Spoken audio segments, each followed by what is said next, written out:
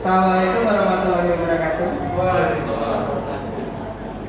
Pertama-tama mari kita panjatkan puji syukur kehadirat Allah Subhanahu wa taala yang mana telah memberikan kesempatan pada kita berkumpul di ruangan dalam rangka diseminasi ataupun pengimbasan, yaitu menyebarkan pemahaman dan penerapan pengalaman budaya positif pada guru di SMK Negeri 1 Lubuk Linggau.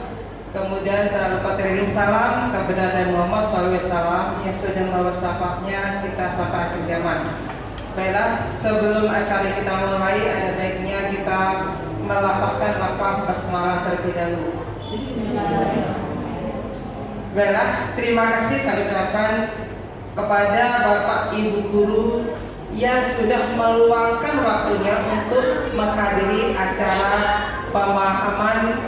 penyebaran pemahaman terhadap budaya positif di sekolah kita, yaitu di SMK Negeri 1 Lubuk Linggau.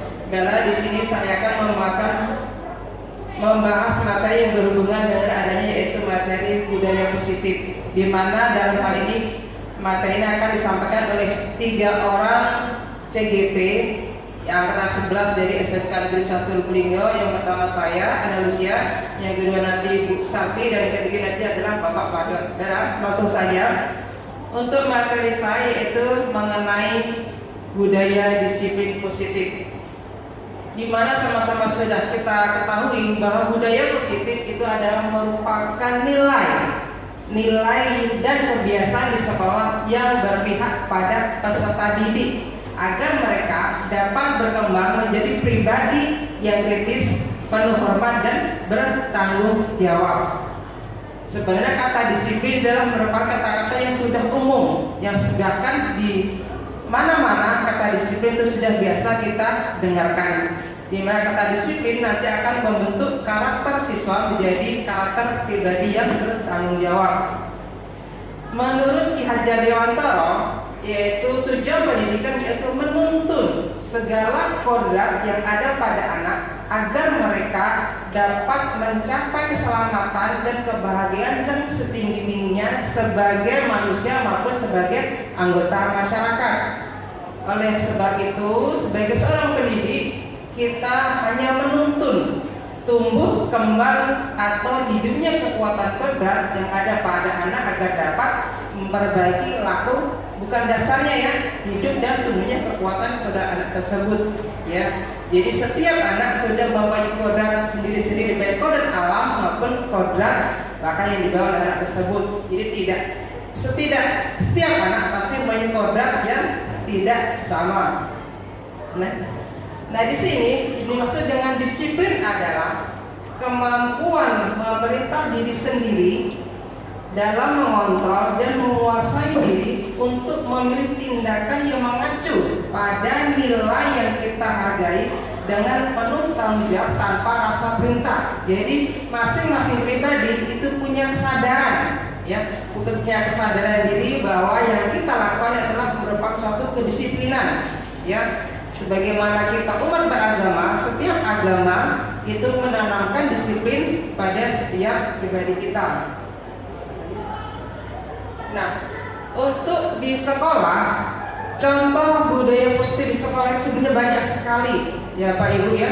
Di antaranya yang bisa saya sebutkan sini sebagai contoh itu adalah misalnya bersikap sopan, meminta izin pada guru apabila akan masuk ataupun keluar kelas pada saat terjadinya proses pembelajaran. Nah itu sebagai wujud menghargai diri sendiri dan orang lain.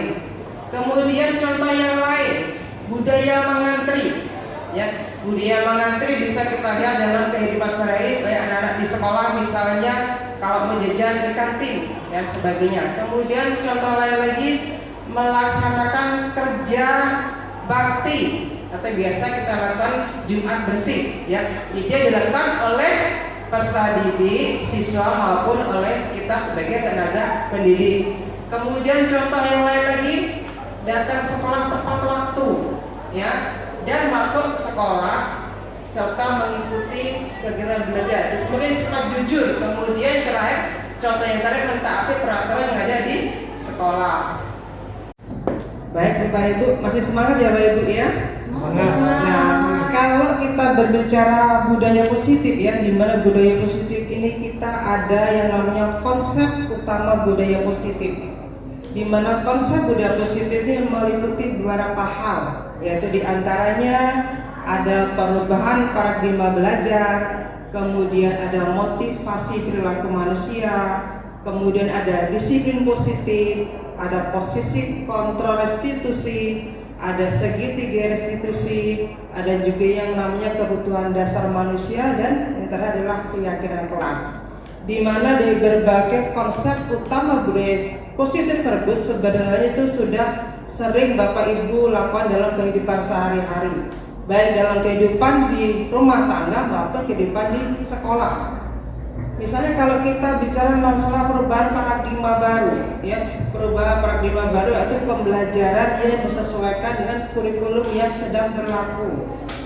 Terus kemudian lagi di sini kita lihat pembelajaran dengan paradigma baru, yaitu di situ menggambarkan adanya profil pelajar Pancasila.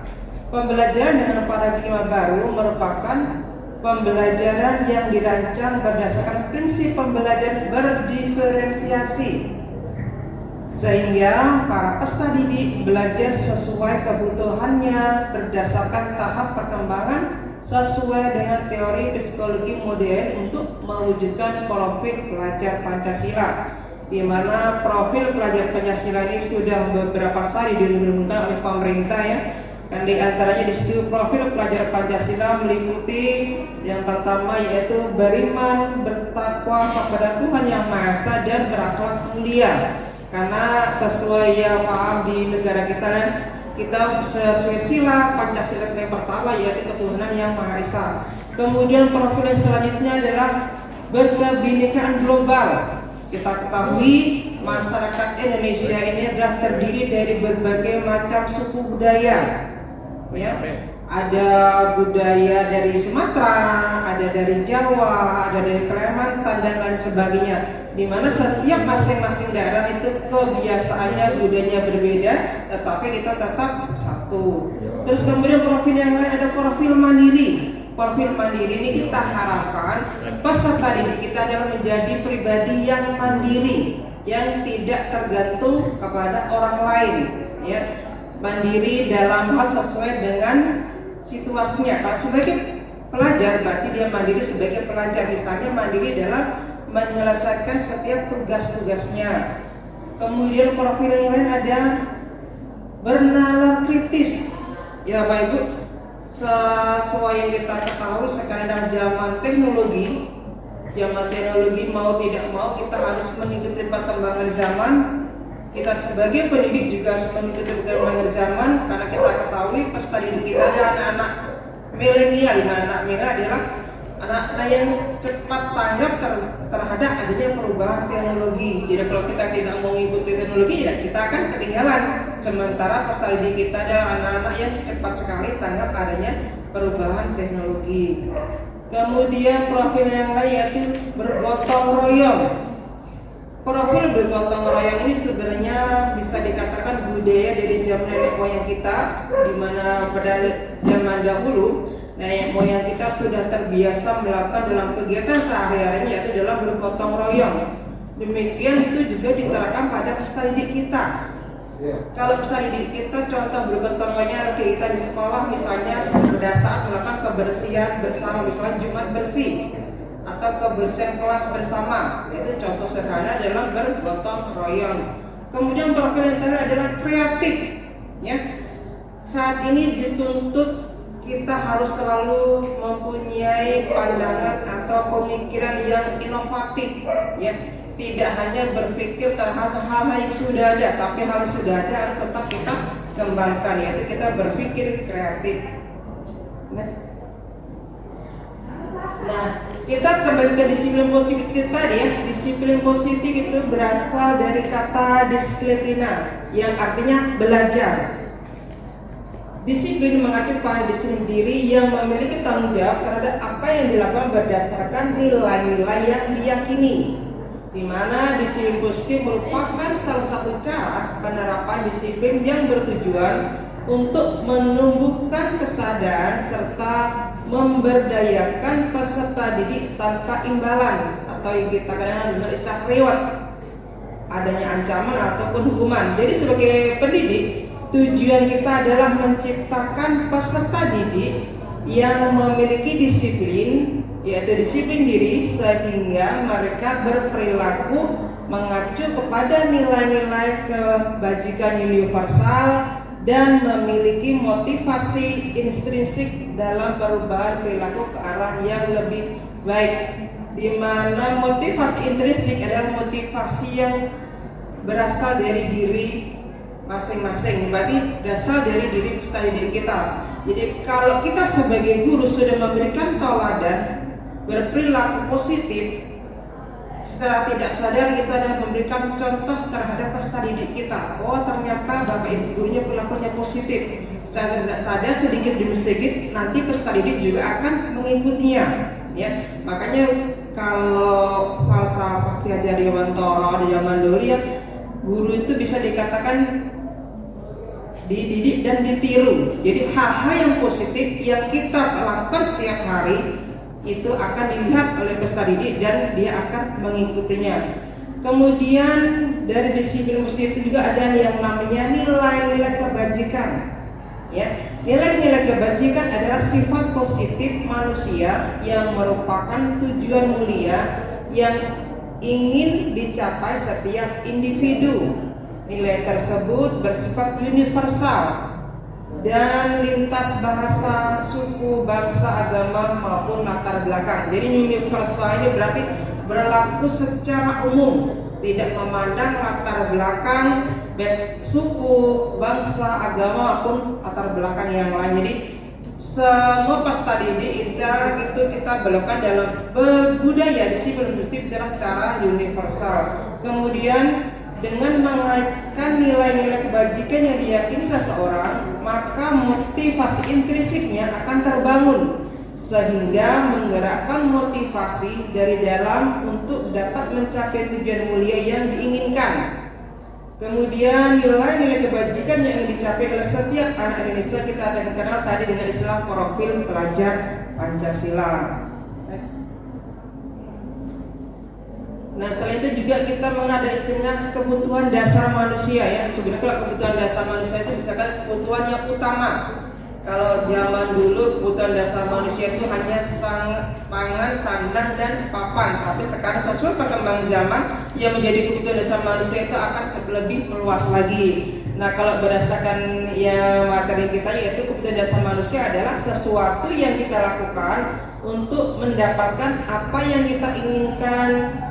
Seluruh tindakan yang kita lakukan memiliki tujuan tertentu dan semua usaha terbaik yang kita lakukan adalah dalam rangka agar kebutuhan dasar kita terpenuhi.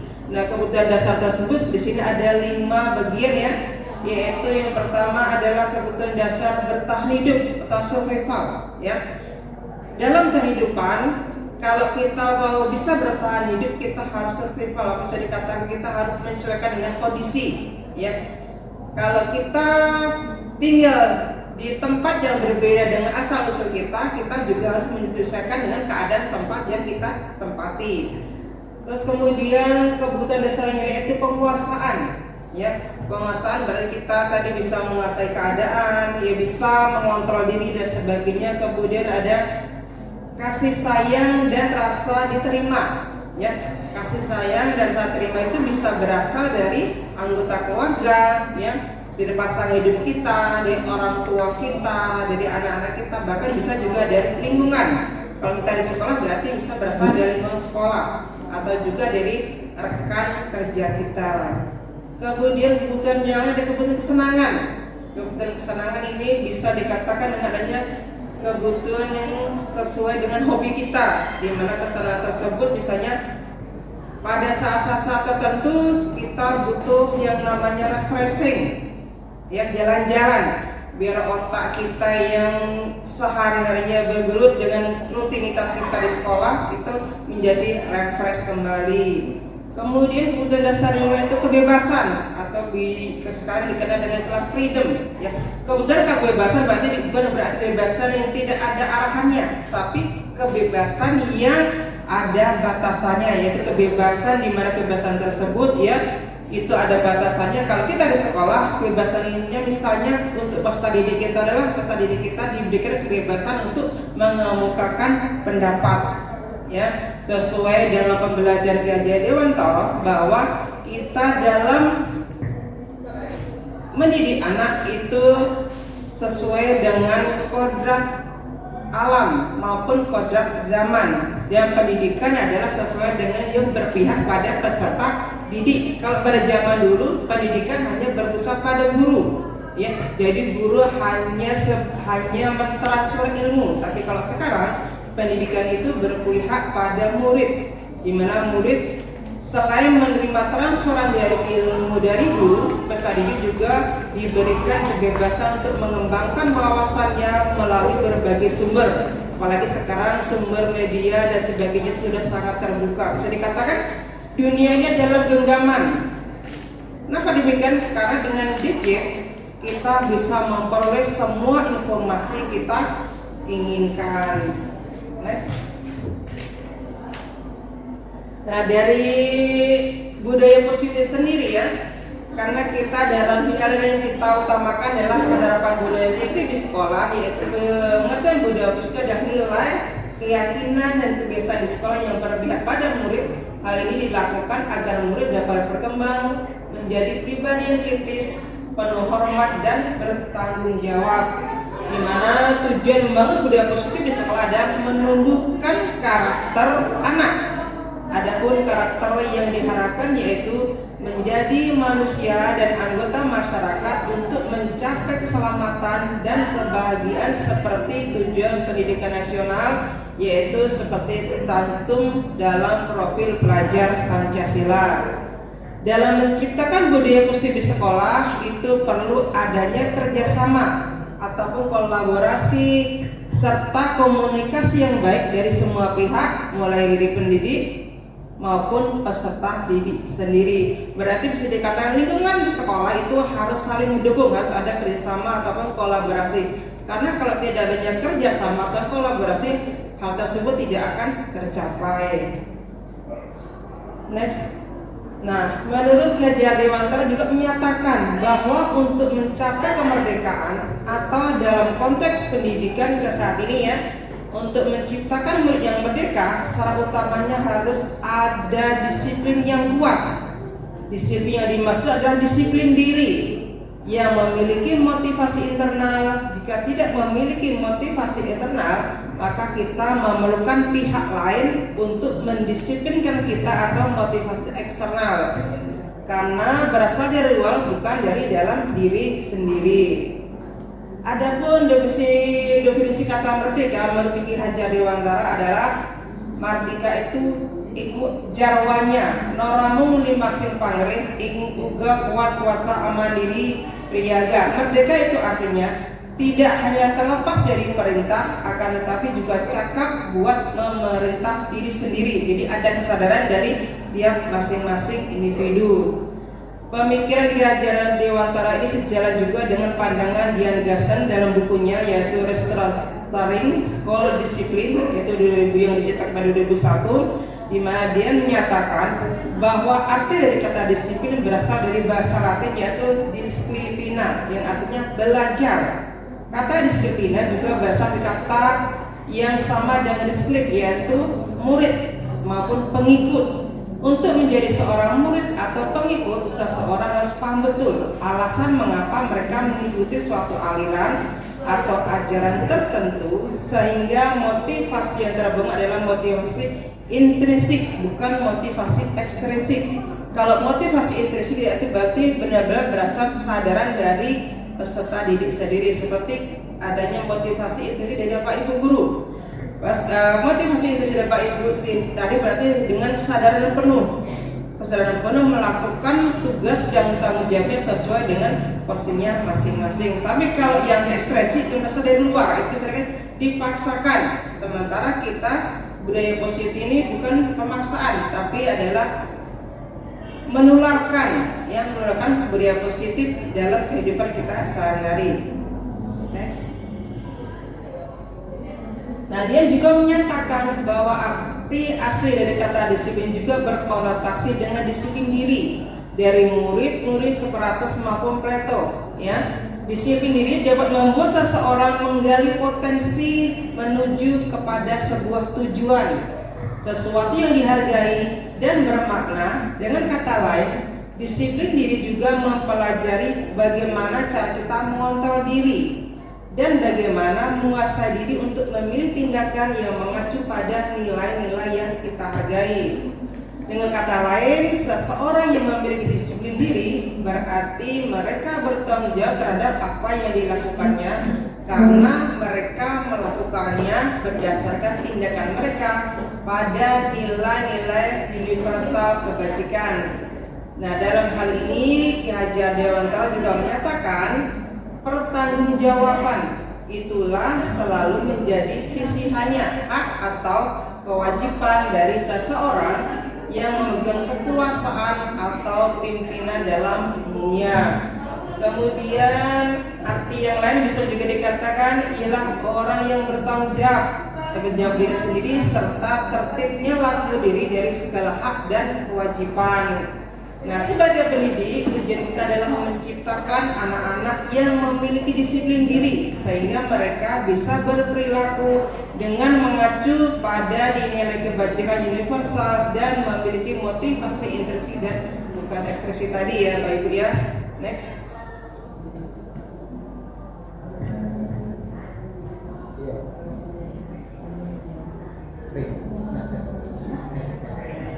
Jadi Bapak Ibu ya sudah paham ya apa itu disiplin positif ya. Di dalam disiplin positif bisa kita terapkan dalam hidup kita sehari-hari baik di rumah maupun di lingkungan sekolah. Kalau di lingkungan sekolah sudah sama-sama kita pahami, sudah sama-sama biasa kita lakukan sehari-hari ya. Kita lihat Bapak Ibu disiplin tepat waktu dalam mengajar, kemudian juga kalau bertemu dengan siswa juga kita bertegur sapa minimal dengan senyuman. Itu adalah sebagai contoh disiplin positif yang paling sederhana. Nah, dalam penerapan disiplin positif diantaranya yang bisa kita bentuk yaitu kita ada yang namanya keyakinan kelas. Di mana keyakinan kelas itu adalah nilai kebajikan atau prinsip universal yang disepakati secara universal.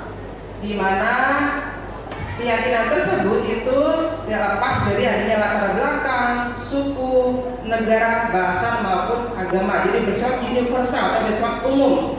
Di mana kita ketahui kalau menurut Gosen ya, keyakinan Gosen adalah suatu keyakinan akan lebih memotivasi diri dari dalam atau intrinsik. Seseorang akan lebih bersemangat untuk menjalankan keyakinan daripada sekedar mengikuti peraturan.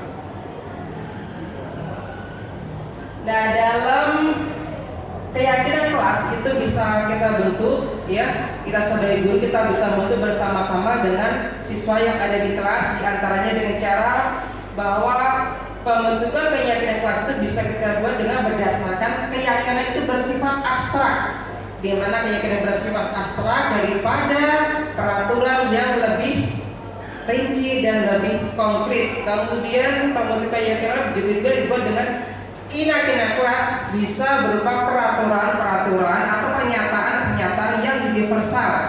Kemudian pernyataan keyakinan kelas senantiasa dibuat dalam bentuk yang kalimat positif, ya.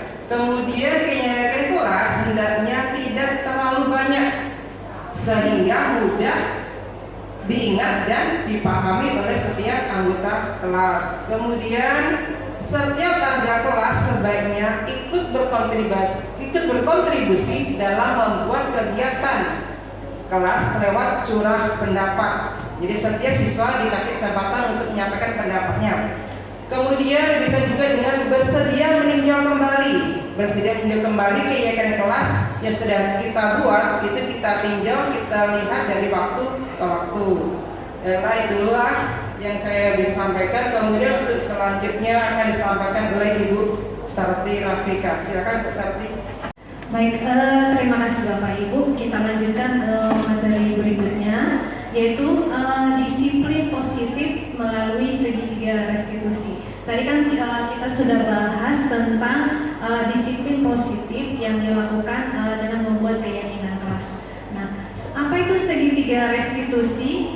Segitiga restitusi adalah proses menciptakan kondisi bagi murid untuk memperbaiki kesalahannya sehingga karakter mereka lebih kuat ketika kembali pada kelompoknya. Nah, restitusi memberikan kesempatan kepada murid untuk disiplin positif, memulihkan diri dari kesalahan sehingga memiliki tujuan yang jelas. Nah, apa ciri-ciri dari restitusi? Ada 9 di sini ciri-cirinya.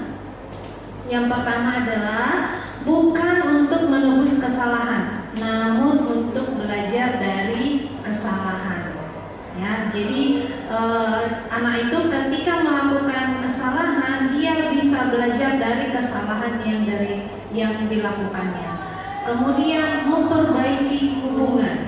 Ya, jadi baik hubungan anak itu dengan temannya atau dengan guru atau dengan segala peraturan yang diberlakukan di sekolah. Kemudian tawaran bukan paksaan. Jadi kita mengarahkan anak itu untuk melakukan sesuatu dari kesadarannya sendiri. Jadi bukan karena dipaksa. Ya. Kemudian restitusi menuntun untuk melihat ke dalam diri. Jadi setiap anak menyadari dirinya sendiri. Ya. Jadi apa yang dilakukannya itu ternyata salah. Kemudian restitusi mencari kebutuhan dasar yang mendasari tindakan. Ya, jadi anak itu paham, oh sebenarnya yang dilakukannya salah, yang benar yang mana, yang harus ditaati yang mana. Gitu. Kemudian restitusi diri adalah cara yang paling baik, ya, dibandingkan dengan yang lain dengan dari hukuman atau yang lain-lain. Restitusi adalah salah satu solusi yang baik untuk dilakukan di sekolah. Kemudian restitusi fokus pada karakter bukan tindakan. Jadi kita membentuk karakter anak. Ya. Tuh. Kalau sudah menjadi karakter itu akan mendarah daging untuk dia sendiri. Jadi dimanapun dia berada dia akan melakukan hal-hal yang baik. Kemudian restitusi fokus pada solusi. Jadi kita mencari solusi dari apa yang sudah dilakukannya. Jadi bukan menyalahkan anak, yang memarahi anak, yang memberikan hukuman. Kemudian restitusi mengembalikan murid yang berbuat salah pada kelompoknya. Gitu. Karena kita paham umur-umur anak kita jenjang SMA atau SMK kadang tanpa kita sadari dan tanpa kita tidak tahu, terkadang anak-anak itu ada yang dibully di dalam kelas. Gitu. Ya. Kemudian ada 3 tahapan dari restitusi, ya. Jadi 1, menstabilkan identitas, kemudian validasi tindakan yang salah, kemudian menanyakan keyakinan. Nah, kita lihat pengertian dari satu persatu. Yang pertama adalah menstabilkan identitas. Apa itu menstabilkan identitas? Nah, menstabilkan identitas berarti mendorong siswa untuk berefleksi bahwa tindakannya salah. Contohnya, kata-kata yang bisa diterapkan dalam menstabilkan identitas ini itu tidak apa-apa berbuat salah, atau kita bisa menyelesaikan ini. Ya, contoh kasusnya misalnya seorang siswa yang selalu membolos sekolah. Guru mendorong siswa untuk berefleksi, untuk menyadari bahwa tindakannya salah dan membawa konsekuensi, misalnya tidak naik kelas, tidak mendapatkan pelajaran, lalu membantu siswa memperbaiki kesalahannya tersebut. Kemudian yang nomor 2, validasi tindakan yang salah. Validasi tindakan yang salah adalah upaya untuk membantu siswa mengidentifikasi kebutuhan dasar yang mendasari mereka melakukan kesalahannya. Ya, contoh kalimatnya yang dapat diterapkan misalnya, kamu pasti punya alasan mengapa melakukan semua ini. Ya, jadi kita mau menggali apa alasan dia. Jadi jangan langsung menjudge atau langsung memberikan hukuman tanpa kita tahu apa alasannya atau melatar belakangi tindakannya itu. Ya, contoh kasusnya pada siswa yang sering terlambat ke sekolah, guru menanyakan alasannya. Bisa jadi anak itu tinggal jauh dari rumah, tidak punya kendaraan atau membantu orang tuanya. Guru lalu bersama-sama dengan siswa mencari solusi atas permasalahan tersebut. Ya, jadi dicari tahu dulu apa alasannya. Kemudian yang nomor 3, menanyakan keyakinan. Menanyakan keyakinan ini maksudnya mengajak siswa menemukan cara untuk berperilaku lebih baik dan tidak melanggar tata tertib sekolah.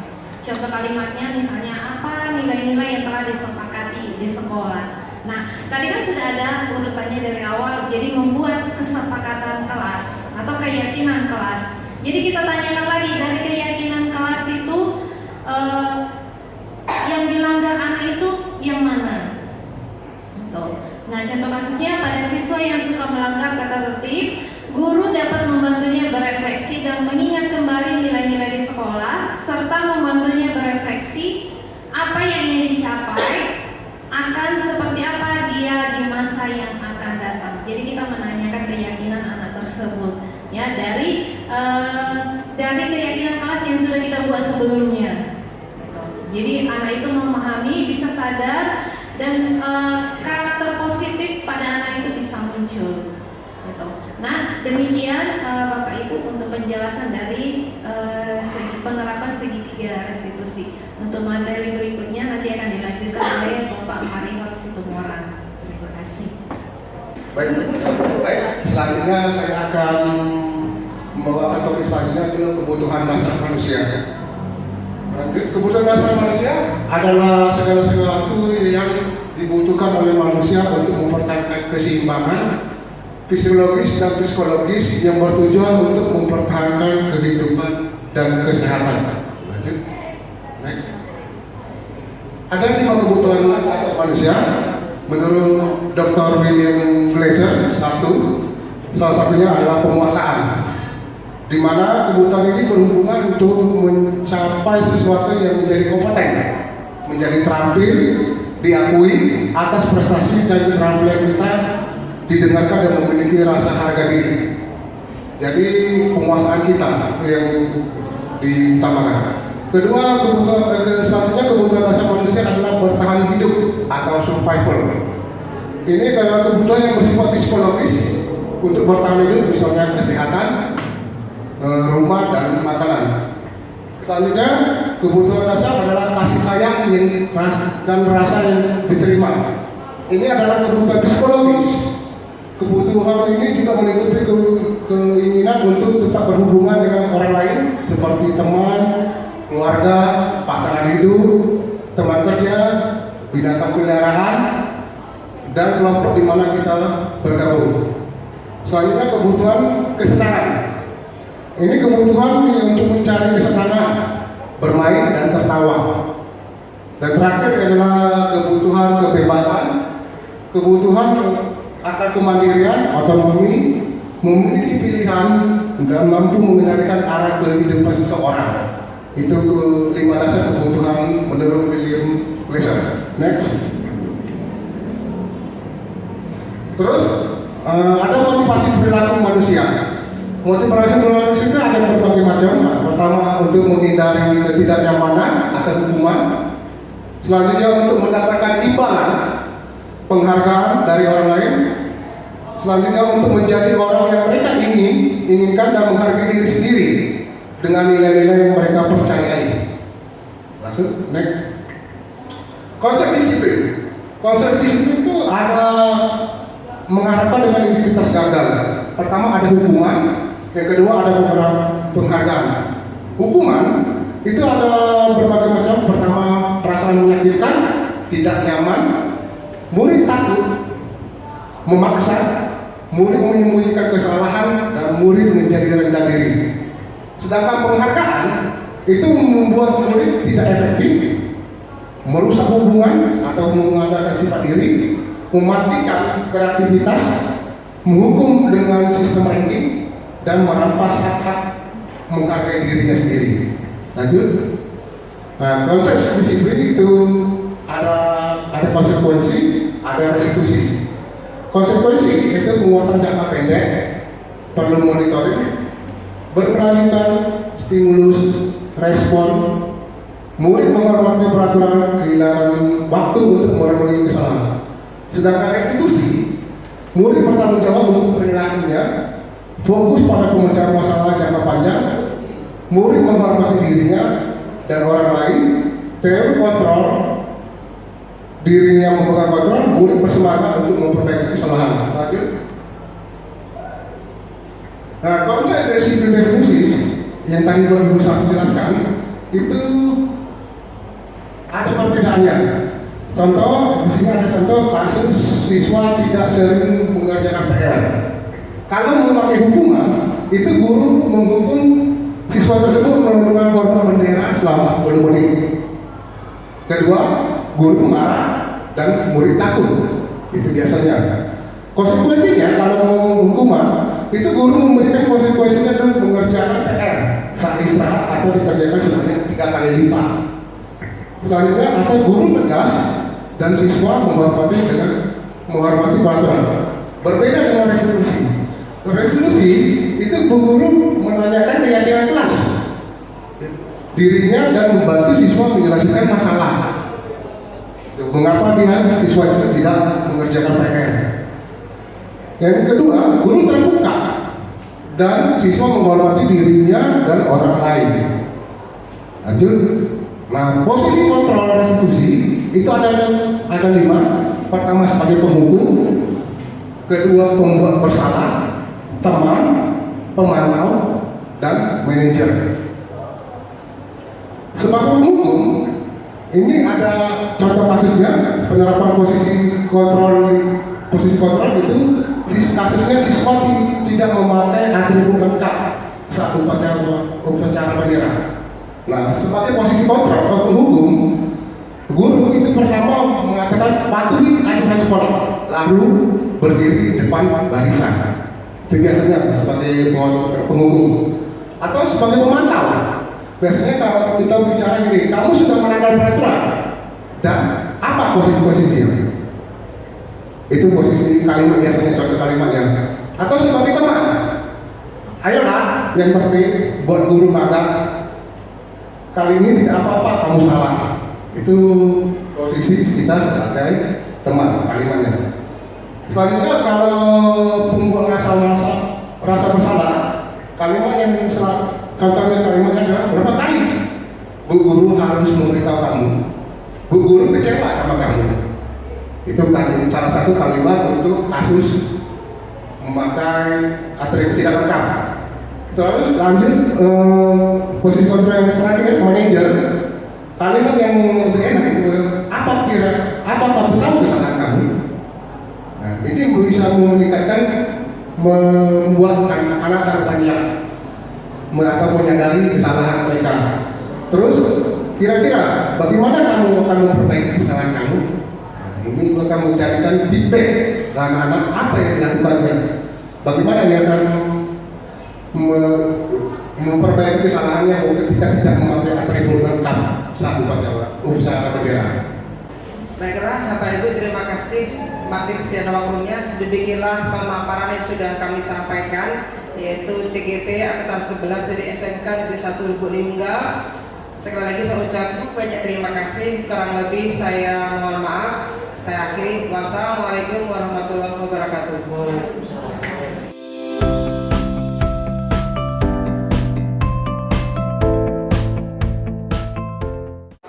Assalamualaikum warahmatullahi wabarakatuh. Waalaikumsalam warahmatullahi wabarakatuh. Baik, apa kabar anak hari ini? Baik. Alhamdulillah. Baiklah, Ibu di sini akan menjelaskan sedikit mengenai suatu keyakinan kelasnya. Baik, di setiap sekolah pasti ada yang namanya peraturan sekolah. Demikian juga di kelas. Di kelas juga ada yang namanya peraturan kelas. Ya, Pak Ida? Ya. Nah, tetapi kalau untuk peraturan di kelas itu kita menggunakan kalimat yang lain, yaitu kalimatnya yaitu keyakinan. Jadi dari peraturan kelas tadi menjadi keyakinan kelas. Karena keyakinan kelas itu adalah menjadi sifat kalimat positif. Sudah pernah mendengar istilah keyakinan kelas? Belum? Belum ya, baik. Kalau belum akan sedikit jelaskan sedikit mengenai apa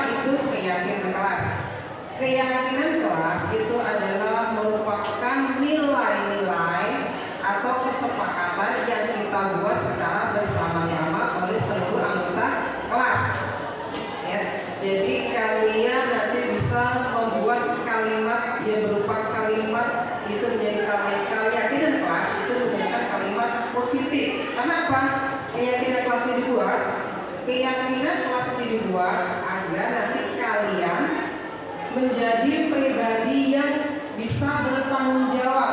Bertanggung jawab terhadap apa? Terhadap keyakinan yang sudah kalian buat. Karena keyakinan itu kalian buat sendiri dengan penuh kesadaran, kalian juga akan bertanggung jawab terhadap apa yang sudah kalian tuliskan. Ya. Dalam membuat keyakinan kelas, kalimat keyakinan kelas itu menggunakan istilahnya kalimat positif. Ya, kalimat positifnya berarti membawa kebaikan, tidak menggunakan kalimat yang negatif. Misalnya ya, kalau kita mau membuat kesepakatan atau keyakinan kelas, misalnya saling menghargai antara siswa dengan guru, baik wali kelas maupun kesepakatan dengan guru-guru yang lain. Ya, apa misalnya kesepakatan dibuat keyakinan dibuat? Tapi misalnya kalau dengan guru saling menghargai, saling menghormati, berarti keyakinan kesepakatan kalian dibuat itu adalah menghormati ataupun menghargai baik guru sebagai wali kelas maupun guru-guru yang lain. Bisa juga kesepakatan kelas yang kalian buat antara kelas 11 OTKB ini dengan kelas yang lainnya. Berarti kesepakatan antara satu kelas dengan kelas yang lainnya. Nah, untuk membuat kesepakatan kelas atau keyakinan kelas itu kita menggunakan kalimat positif. Ingat ya, kalimat positif. Ditekankan tidak boleh menggunakan kalimat jangan, dilarang, tidak, itu dihindari ya, karena itu mengandung kalimat negatif. Sementara yang kita gunakan untuk kalimat keyakinan kelas itu ada kalimat positif. Misalnya, kalau kalimat negatifnya jangan membuang sampah sembarangan, berarti kalimat positifnya jadi buanglah sampah pada tempatnya, atau itu juga jagalah kebersihan. Misalnya lagi, kalau pada saat ulangan kadang ada yang mencontek, ya, kalau kalimat negatifnya jangan mencontek, tapi kalimat positifnya bagaimana? Jujur, benar ya? Karena kalimat jujur adalah kalimat positif. Ya, bisa juga kamu cari contoh yang lain. Ya, misalnya kalau yang kadang-kadang ada yang datang terlambat, kalau kalimat negatifnya kan jangan terlambat. Nah, kalau kalimat positifnya bagaimana? Datang tepat waktu. Baik ya. Berarti Anda sudah tahu apa itu keyakinan kelas ya. Keyakinan kelas adalah nilai-nilai positif yang kita buat secara bersama. Tapi kalau peraturan itu ditentukan oleh sekolah tanpa melibatkan kalian sebagai anggota kelas. Nah, setelah Ibu menjelaskan apa itu pengertian keyakinan kelas, nanti kalian akan mempraktekkan bagaimana cara membuat keyakinan kelas, ya. Nanti untuk membuat keyakinan kelas akan dipandu oleh Ibu Sati. Ibu Sati, silakan. Baik anak-anak, sekarang kita akan praktek bagaimana cara membuat keyakinan kelas atau kesepakatan kelas. Nah, di sini Ibu akan membagikan kertasnya, jadi masing-masing dapat satu lembar. Nanti diisi apa aja yang mau ingin ditulis untuk kesepakatan kelasnya. Paham ya?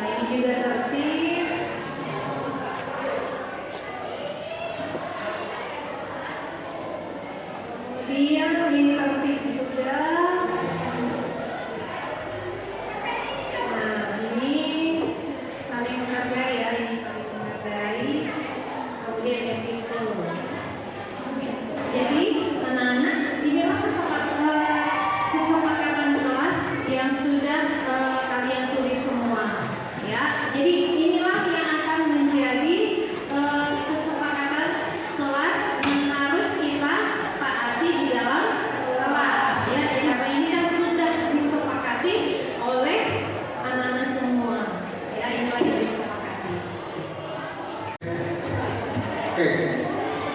Terima kasih anak-anak bisa ambil lagi.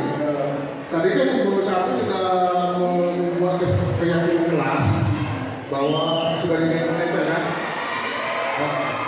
Nanti Bapak cek dulu ya. Oke. Di sini ada saling menghargai sesama teman, saling menghormati, terus saling menghargai. Yang kita ambil gimana nak? Saling menghargai antar sesama teman dan saling menghormati. Kira-kira mana? Saling menghormati ya? Setuju? Sepakat? Sepakat. Oke. Selanjutnya bekerja sama, tanggung jawab, kerjasama. Mana yang kita sepakat dulu? Saling menghormati, kerjasama, tanggung jawab. Tanggung jawab. Oke. Terus jujur, attitude, jujur, sopan santun sama ya, nggak salah ini ya, beberapa lagi. Attitude terkait ke Inggris-Inggrisan ya. Jujur apa sopan santun? Apa dua-duanya? Jujur sama sopan santun. Oke. Lanjut.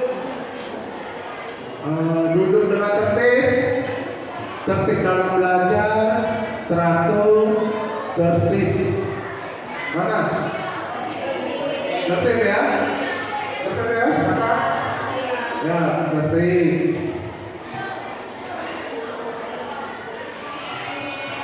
Disiplin waktu, disiplin. Datang tepat waktu, harus disiplin tepat waktu. Kira-kira mana nak? Disiplin. Ya, kita cabut.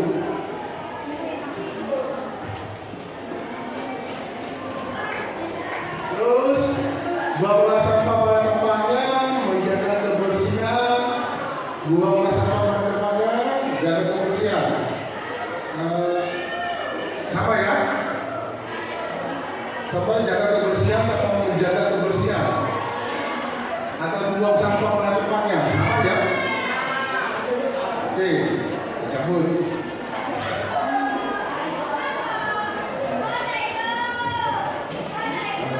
Saling menghargai semua. Oke.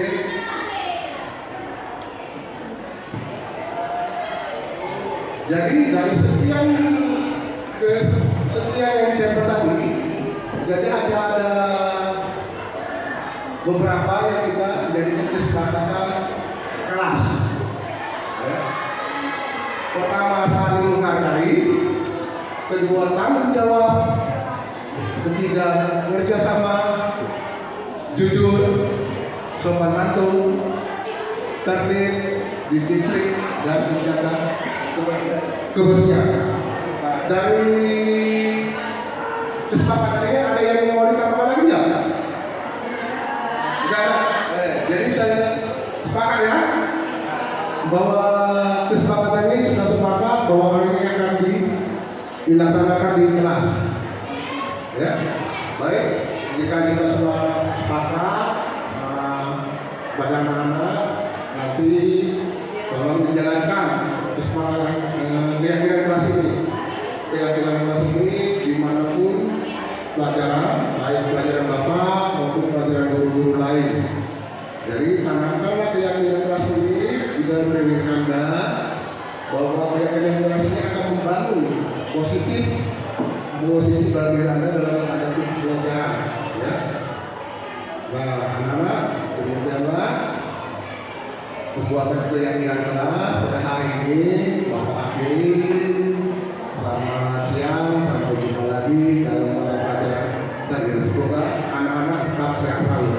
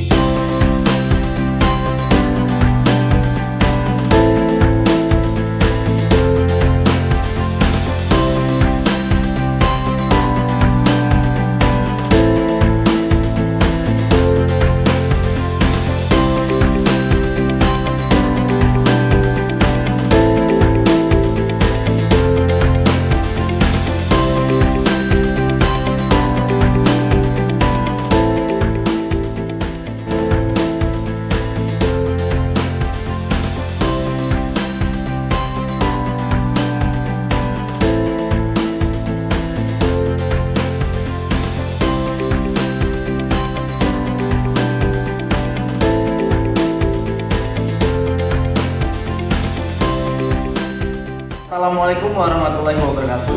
Saya Devri Novensa dari kelas 11 OTK 3. Assalamualaikum warahmatullahi wabarakatuh. Saya Mega Gurjansari dari kelas 11 OTKP 3. Assalamualaikum warahmatullahi wabarakatuh. Perkenalkan, nama saya Muhammad Nabil Farid dari kelas 11 OTKP 3. Assalamualaikum warahmatullahi wabarakatuh. Perkenalkan, nama saya Jasmine Fatona Natasha dari kelas 11 OTKP 3.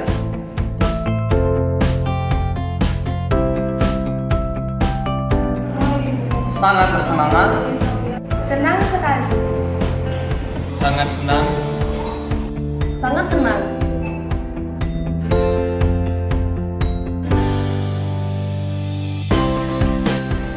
sangat penting, Sangat penting.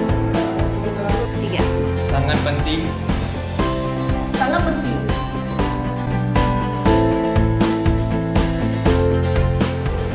karena dapat menghargai orang lain. Karena dapat menumbuhkan rasa tanggung jawab dan disiplin. karena supaya kelas terasa tertib. Karena supaya kelas terasa nyaman.